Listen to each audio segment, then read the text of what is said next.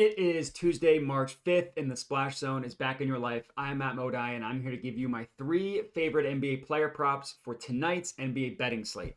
As for today, we have another 3 plays, 2 of which are of the plus money banger variety. But of course, before I can give you today's picks, I got to do a recap from yesterday, which was another day in the green. That now makes it 3 straight profitable days that we've had in a row on the Splash Zone. Yesterday, I got 2 of my 3 picks to cash. We ended the day up 1.25 units on our main plays. I did unfortunately lose my dart throw ladder play of a quarter unit, but I only had the 1. So we still had a great day overall. Thank you to DeMar DeRozan for blowing up in the second half and cashing 25 plus points. We unfortunately lost Tyus Jones over 10.5 assists. He had the potentials, but the Wizards just couldn't make any shots. And then we cashed Colin Sexton over 31.5 points, rebounds, assists as well. All in all, great day yesterday. On the entire season, that continues, which just been an epic run. This entire season, we hit the 60 unit profit mark yesterday, thanks to the profit that we had. On the entire season, we're up about 60.61 units. Incredible.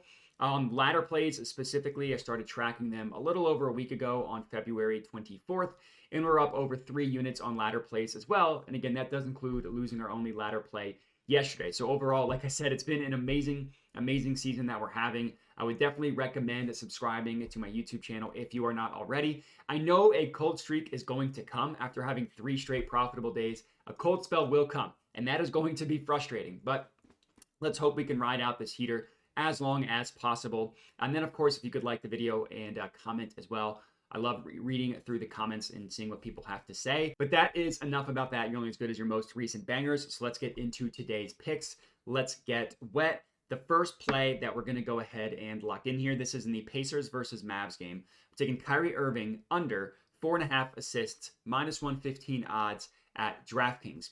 I understand 4.5 assists might seem pretty low. He's a starting point guard. Granted, yeah, he splits the duty with Luka, but he's a starting guard. 4.5 is a low number, and it's a really bad defense. But there's a lot of reasons why I really like this play, and it's probably my favorite play of the day as well. For starters, Kyrie legitimately has not gone over 4.5 assists in his last 6 games. Literally 0 for 6 in his last 6, and in that same 6-game stretch, he's literally only even gotten to 4 assists once. So in 5 of the last 6 games, he's been under 3 or under assists. That's crazy how bad he's doing from an assist department. And I will admit that he had a little bit of a mini streak prior to this 6-game stretch where he had cashed the over 4.5 in 3 of his last 4 games. He had some pretty good assist numbers in those games. But basically, since the All-Star break, he has not been passing the ball as well, which is kind of funny, and it does actually make sense, where if you look at his assists recently, no assists. If you look at his points, he's been scoring a ton. He scored like 28 or more points in 6 of his last 7 games. So it makes sense as the scoring has gone up, his playmaking has gone down. Since the All-Star break returned, right, since post-All-Star break, he is averaging 7.2 potential assists per game, which is truly a disgusting number, and only 2.8 actual assists as well. Normally when I see someone going under this frequently, like 6 straight games, I would try to fade those recent results. That's actually not what I'm doing today, mostly because of the matchup, right? Yeah, he has not been getting any assists recently, but also the matchup against the Pacers is not a good matchup for point guard assists. You would think, oh, this defense is a train wreck. They probably give up a ton of assists to point guards. No, that is not the case. On the entire season, they're allowing the second fewest assists per game, specifically to point guards. In the entire NBA, they're allowing 7.4 assists per game. Again, this is on the season to point guards. Over the past 30 days, that number has actually gone down. So in the past 30 days, so over the past month, they're only allowing 6.6 assists per game, specifically to point guards, which again, that is also the second fewest per game in the entire NBA. You would think, again, because of how bad their defense is, that they would give up a lot of assists, but the reality is, they just allow players to waltz into the lane at ease, and they don't really send any help defense, nor do they have any rim protection, so guys are just able to score without needing to pass at all. These 2 teams just played back on the end of February 25th. In that game, Kyrie Irving had 2 assists on 4 potential assists, and one of those assists was on a fast break opportunity where he could have just easily laid it up and scored, but instead he passed it and that guy scored. So outside of that, 1 assist on 3 potentials is just disgusting. I love this under for Kyrie Irving. I will say his over points could be a play as well. I'm more confident in the under assists which is why I am going with that. Next up, in the Pelicans versus Raptors game, I'm taking Emmanuel Quickley over 7.5 assists, plus 106 odds at Bet Rivers. So for our second play, another assist play. This time we're going with an over. Now, I don't look at really anything in the morning leading up to these Splash Zone reports because I don't want to have my picks get influenced by someone else's picks. My presumption here is that this is going to end up being a pretty square play. I'm guessing a lot of people are going to be on it, and that's going to be pretty square. But I don't care because I still really like it. It's been a small sample size, but he's been playing really, really well from the assist department recently. His last 3 games, he's had 9, 11, and 11 assists. Now you're going to say, okay, that's a 3-game sample size. Why do you care about that? Well, the last 2 games coincide with the fact that Scottie Barnes has been hurt, and just in general, he's been playing, making more since the trade deadline when they traded away Dennis Schroeder. So they don't have him, and now they don't have Scottie Barnes. In this 3-game sample size, he's averaging 15 potential assists per game, and that type of usage rate and workload should continue for Emmanuel Quickley without Scottie Barnes, who Scottie Barnes in that same time frame was averaging 13 potential assists per game. Those are going to have to go somewhere. Sure, not all 13 are going to go to Emmanuel Quickley, but I don't know, 4 of them, that'd make it almost 20 potential assists per game, which I understand it's not that easy, but it's trying to show you how Emmanuel Quickley has been playing, and now that he's going to have to take over the assist load from Scottie Barnes. Now, this is not a situation where you can just look at the entire season and make judgments based on that, because there's a tangible difference in terms of trade and injuries, meaning the player's role is completely different.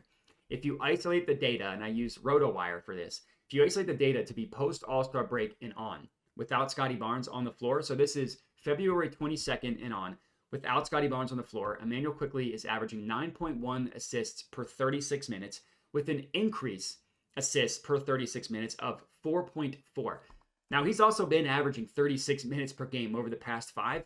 So that per 36 number of 9.1 assists is actually his per game assist as well. Now looking at the matchup here against the Pelicans, they do admittedly have a pretty good defense overall. One area in which they have a minor weakness is giving up assists to point guards. Over the past month, they're giving up the 3rd most assists per game to point guards in the entire NBA. On the entire season, they're allowing the 6th most. So I like riding with Emmanuel Quickley here. Let's hope he cashes this for us. Next up, our 3rd and final pick of the game, Hawks versus Knicks game. I'm taking Dante DiVincenzo over 5.5 made 3-pointers, plus 130 odds at FanDuel. Now, I know for those of you that haven't been following the NBA super closely is seeing the over 5.5, and you're like, what the heck? That is a ridiculous number for Dante DiVincenzo. And I totally get it. If you're not Steph Curry or you're not 2018 James Harden, why is your over-under at 5.5 3-pointers? Well, let me explain it to you. He has been firing away like an absolute madman. Dude has just been chucking. It's been crazy how much he's been shooting. Since February 1st, he is attempting the most catch-and-shoot 3-point attempts in the entire NBA. He's averaging just under 10 catch-and-shoot 3-point attempts per game at 9.7. For context, the next closest guy is Lauri Markkanen, 2 full attempts below him. So Dante DiVincenzo is at 9.7, and this is since February 1st, a decent sample size. Lauri Markkanen's at 7.7, and he's the next closest guy. That's crazy. Unsurprisingly, he's also leading the NBA in made catch-and-shoot 3-pointers as well. Now look at the Hawks defense. They're allowing the 3rd most made catch-and-shoot 3-pointers in the entire NBA since February 1st. Check box for catch-and-shoot. In the same time frame, let's look at a different type of zone. Since February 1st, Dante DiVincenzo is averaging the 2nd most corner 3-point attempts in the entire NBA, and he's shooting over 40% on those attempts as well. While he's also averaging the 3rd most above the break 3-point attempts as well. He's only behind Steph Curry and Luka Doncic in terms of above the break. It's unheard of for someone to be top 3 in both corner 3-point attempts and above the break as well, because normally those are 2 completely different roles, right? Someone goes to the corner and shoots, or someone stays above the break and shoots. He's doing both. Now look at the Hawks defense. They can't guard the corner 3, nor can they guard the above the break 3-pointer as well. The Hawks are allowing the 2nd most made corner 3-pointers since February 1st, and the 4th most made above the break 3-pointers as well. So they're bottom 4 in corner 3s and above the breaks. That's where Dante DiVincenzo is top 3 in both. And then it's the same thing for catch and shoot. So it's just been crazy. Overall, DiVincenzo, he has cashed this over 5.5 3-pointers in 2 of his last 3 games. Yeah, it's a small sample size, but still he's been firing away and shooting well recently. He's also averaging over almost 12.5 3-point attempts per game in his last 5 as well. Again, just been firing away. And I know that Jalen Brunson is questionable for this game. If Jalen, I mean, I'm going to like this play regardless. If he's in, all these stats apply. If he's out, I would still like Dante DiVincenzo, because if you isolate the data, again, still since February 1st, with Jalen Brunson off the floor, Dante DiVincenzo is averaging about 13.8 3-point attempts per 36 minutes, and his 3-point attempts actually go up when Brunson is not on the floor. Now I would prefer Brunson to play because it just makes the catch and shoot opportunities a lot easier. But even if he misses, this is still a play for DiVincenzo. It's a great, great bet. People are going to see the number and immediately be scared off.